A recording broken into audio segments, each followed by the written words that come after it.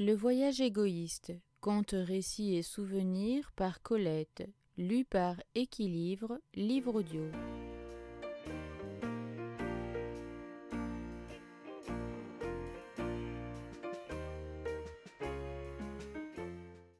Nouveauté. Vous prenez un marabout, vous le rasez, et pour que la mesure de son ignominie soit comble, vous le dégradez avant de l'exposer à tous les regards.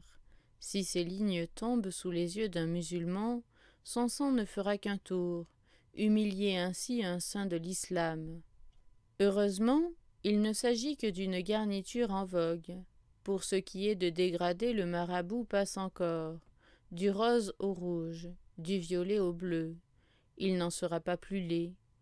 Mais le raser, pourquoi pas tondre un poussin, ou épiler un angora?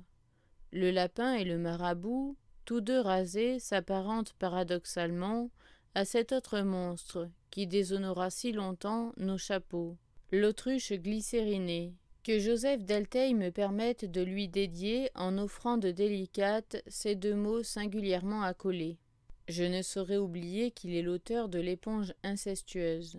Étrange industrie que celle qui s'empare d'une parure animale duveteuse, légère, chaude, suave au toucher, pour la détruire par la chimie ou l'électricité, et proclamer ensuite « Voyez cette peau méconnaissable dont nous avons fauché l'herbe vivante et laissé le chaume. Voyez ce balai quasi chauve, pleureur, dont les derniers brins furent agglutinés par une savante mélasse. Voyez ces fibres de plumes tressées étroitement, où adhère encore un restant de leur duvet ailé. Ces résidus vous les porterez orgueilleusement en panache et en caparaçon. Et ce qui est plus fort, personne ne rira. En effet, j'en pleurerai plutôt. Vite, jetons-nous dans l'ivresse pour oublier. L'ivresse de la délivrance, le grand souffle des révolutions. La petite cloche sonne son propre glas. Au moment où l'on renonçait à la détrôner jamais, le petit chapeau concave meurt soudain. On lui renouvelait son mandat depuis plus de 2 lustres. Le voilà ruiné, assure-t-on. Par qui? Peu. Des usurpateurs sans imagination qui prennent l'excentricité pour du courage. La calotte hexagonale, le haut de forme, le moule à gâteau, le seau renversé, le pot de chambre ancien régime.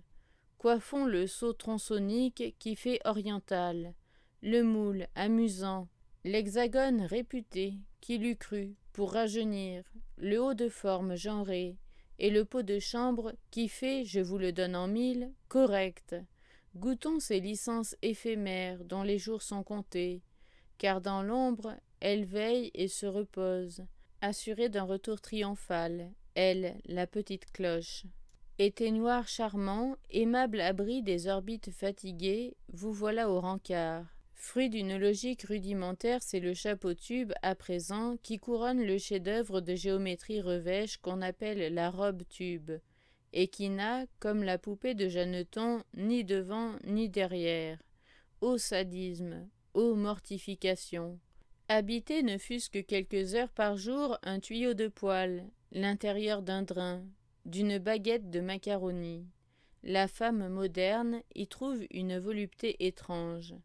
Comme chaque fois que la mode réduit en épaisseur et étire en longueur le malléable corps féminin. Certains accessoires de la toilette se déforment dans le sens opposé. Telle la haute tige du chou de Bruxelles se parant, le temps venu de tumeurs comestibles, étagées, la femme tube suspend à son cou, à ses oreilles, des excroissances d'argent creux, rondes, considérables par leur volume, sinon par leur poids. L'argent fut toujours un métal pauvre et triste. Les boucles d'oreilles, en argent terne, les ternes colliers en boules d'argent, tiennent beaucoup de place, brillent peu, noircissent la peau, et plus d'une négresse les dédaignerait préférant la verroterie. Ces sphères modestes, quant à l'éclat, n'emprisonnent même pas le reflet caricatural qui danse au ventre de la boule de jardin entamé, leur rivale étincelante. Mais elles surprennent sphériques sur une femme filiforme, flanquée en outre d'un parapluie. Un parapluie? Est-ce bien un parapluie? J'interroge de l'œil l'objet qu'oublia chez moi Madame Blanche Vogt. Elle passa et je devinai qu'elle arrivait tout droit d'une propriété cancalaise, qui jouxte la mer, car elle portait une robe de soie légère, rouge vif, imprimée de fleurs violettes et jaunes, des souliers de chevreau écarlate et des bas couleur de chair. Ces apprêts maritimes trouvaient leur achèvement dans un petit parapluie de taffetas mordoré, haut de quelques pouces et plus large que haut, dont le manche était figuré par une massue terrible et probablement préhistorique.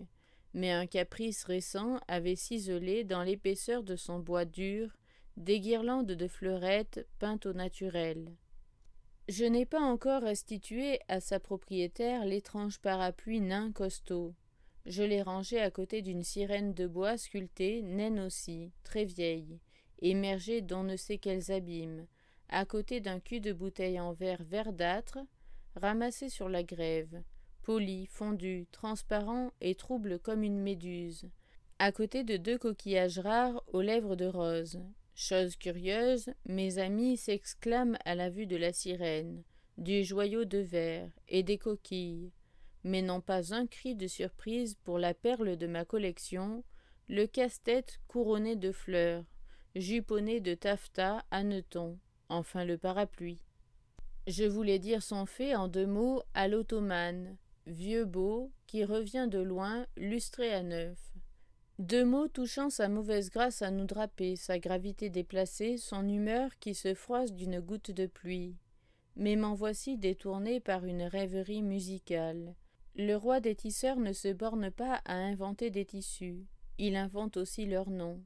Néologismes hardis, sons aussi riches que l'arabesque, aussi doux que la laine tibétaine. Vous caressez l'oreille d'une harmonie qui participe de la sauvage mélopée et de la fumisterie. Ce n'est pas pour vous que je parle. Cacha, cacha, au nom de chat. Sur ton sein ravissant que ta pudeur cacha, belle, croise et recroise une écharpe en cacha.